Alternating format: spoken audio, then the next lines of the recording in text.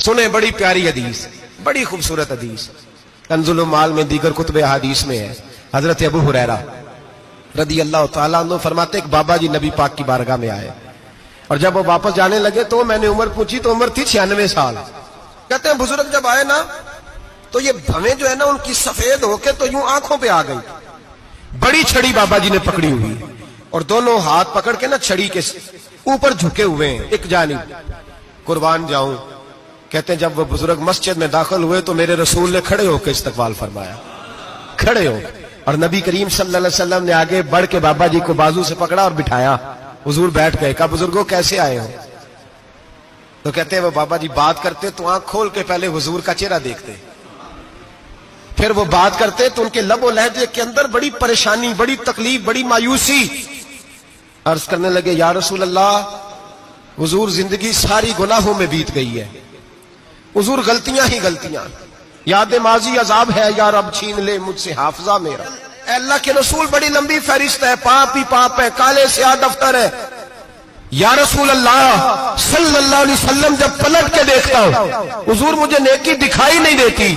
حضور اس عمر میں آپ کا ایک صحابی ملا ہے، اس نے بات سمجھائی ہے تو تھوڑا خیال آیا ہے، لیکن یا رسول اللہ صلی اللہ علیہ وسلم اب میرا وجود بیکار ہو گیا ہے، حضور بوڑھا ہو گیا ہوں۔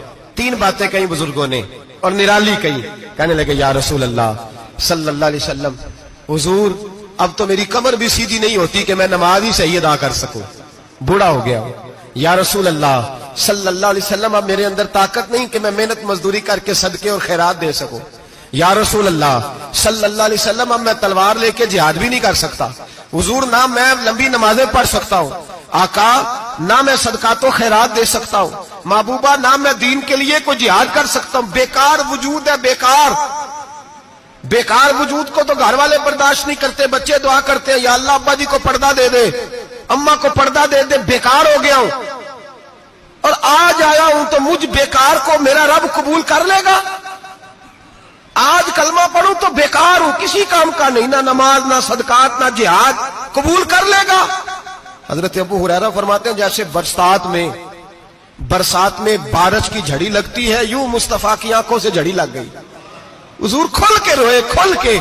اور میرے حبیب پاک نے فرمایا بزرگوں بڑے مجاہد ہیں، دین کے لیے جہاد کرنے والے بڑے ہیں، رب کریم کو آپ کی تلوار کی اتنی حاجت نہیں، اور فرمایا اس کے خزانے کوئی خالی تو نہیں کہ آپ ہی گویا صدقہ دیں گے تو بھرے جائیں گے، اور فرمایا پھر رب کریم کی شان میں اضافہ نہیں کرتی عبادتیں، وہ تو بندے کو نفع دیتی ہیں۔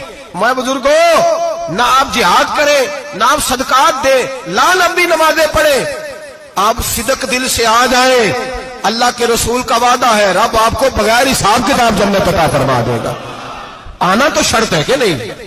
آئیں تو صحیح، نہ پہنچے تو صحیح، آ جائیں، اس کو نہیں آ جائے صدقات و خیرات کی، جہاد کی تبلیغ، آئے تو صحیح، نہ ان العبد اذا عرف ثم تاب تاب اللہ علیہ۔